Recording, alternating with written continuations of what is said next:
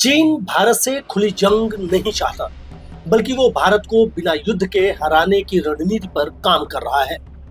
ये कोई कल्पना नहीं, चीन की एक ठोस रणनीति है। और ये रणनीति आज की नहीं है, पिछले एक दशक से चल रही है। लेकिन अब ऑपरेशन सिंदूर के बाद चीन ने इसे तेजी दी है। चीन पाकिस्तान और बांग्लादेश को मोहरे की तरह इस्तेमाल कर रहा है। एक ओर सीमाओं पर तनाव और आतंकवाद, दूसरी ओर भारत के अंदर नक्सलवाद और वामपंथी उग्रवाद को हवा देकर अंदरूनी अस्थिरता।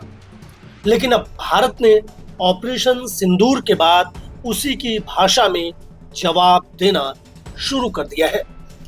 मगर भारत को सीमा पार के दुश्मनों से ज्यादा देश के अंदर के दुश्मनों पर नजर रखनी होगी।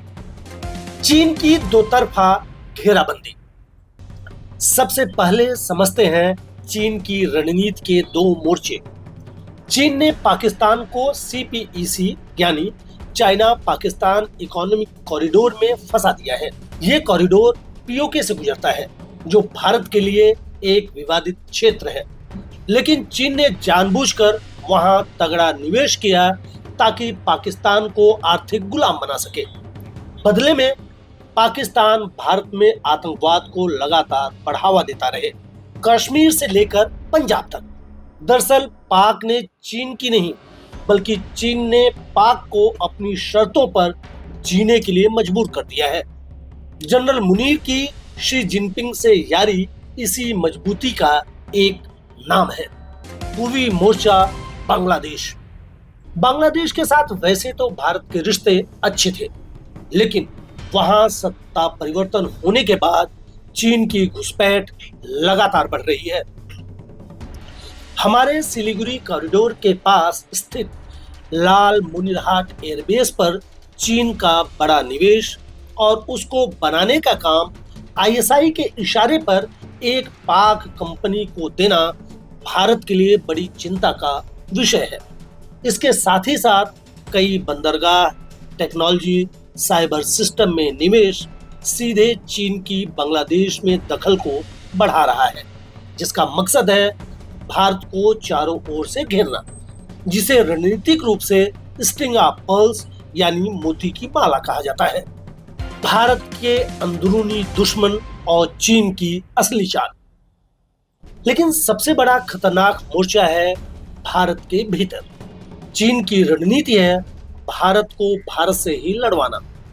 नक्सली, शहरी माओवादी, कट्टर वामपंथी संगठन, चीन की विचारधारा को बढ़ावा देने वाले कई ग्रुप्स आज भी भारत के अंदर सक्रिय हैं। 2019 में सुरक्षा एजेंसियों ने एक रिपोर्ट दी थी, जिसमें चीन से जुड़े कई एनजीओ के नक्सल इलाकों में फंड भेजने के सबूत मिले थे। 2022 में एनआईए ने खुलासा किया था कि कई प्रतिबंधित चीनी ऐप्स के जरिए भारत में अवैध संगठनों का नेटवर्क संचालित किया जा रहा है। चीन भारत को अंदर से तोड़ना चाहता है, ताकि जब बाहर से हमला हो तो भीतर कोई बचाने वाला न हो और देश की आंतरिक स्थिति एक अराजकता वाली स्थिति में तब्दील हो जाए। ऑपरेशन सिंदूर के बाद भारत की नई नीति। अब बात करते हैं भारत के ऑपरेशन सिंदूर के बाद बदली रणनीतिक प्रतिक्रिया की। भारत ने पहली बार पीओके से लेकर पाकिस्तान के अंदर तक सर्जिकल स्ट्राइक किया और पाकिस्तान के 24 आतंकी ठिकानों को तबाह किया है। भारत की एजेंसियां अब कट्टर वामपंथी नेटवर्क, एनजीओ और फंडिंग ट्रेल्स पर सख्ती से नजर रख रही है। इसके साथ ही भारत 2026 तक देश को नक्सल मुक्त करने के संकल्प के साथ आगे बढ़ रही है, जिसमें भारत को तगड़ी सफलता भी मिली है। दरअसल ये असली चोट चीन और उसके डीप स्टेट पर हो रही है। इसके साथ ही अंतर्राष्ट्रीय स्तर पर भारत ने एशियान देशों के साथ जापान, मिडल ईस्ट से मजबूत संबंध बनाकर उन्हें सामरिक सहायता देकर चीन के प्रभाव को संतुलित करने का काम शुरू कर दिया है। सेना के स्तर पर भी नौसेना की इंडो पैसिफिक में मजबूती, अंडमान निकोबार में एयर बेस तैयार करना, दो मोर्चों की लड़ाई के लिए युद्ध नीति पूरी तरह से तैयार है। आर्थिक स्तर पर भारत 2027 तक जर्मनी को भी पछाड़कर दुनिया की तीसरी सबसे बड़ी अर्थव्यवस्था बनने जा रहा है और यही चीन जैसे देशों के लिए सबसे बड़ी चिंता का विषय है। भारत का सुनहरा भविष्य। भारत के खिलाफ चीन की ये छद्म युद्ध नीति अब सबके सामने है। सीमाओं पर घेराबंदी, भीतर से अस्थिरता और अंतर्राष्ट्रीय दबाव का खेल।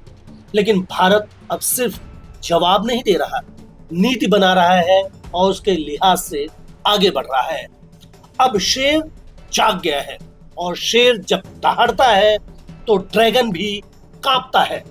जागरूक रहें, देशभक्त बने, क्योंकि आज की लड़ाई सिर्फ बंदूक से नहीं बल्कि कई मोर्चों पर लड़ी जाती है, जिसमें सेना एजेंसी के साथ ही हर नागरिक की अपनी भागीदारी जरूरी है। भारत दुनिया की सबसे तेज बढ़ने वाली अर्थव्यवस्था है।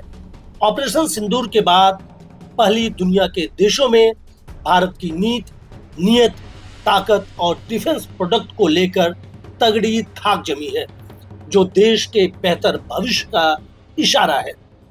आपको हमारी ये कोशिश और रिसर्च कैसा लगा, कमेंट बॉक्स में जरूर बताएं। भारत माता की जय। वंदे मातरम।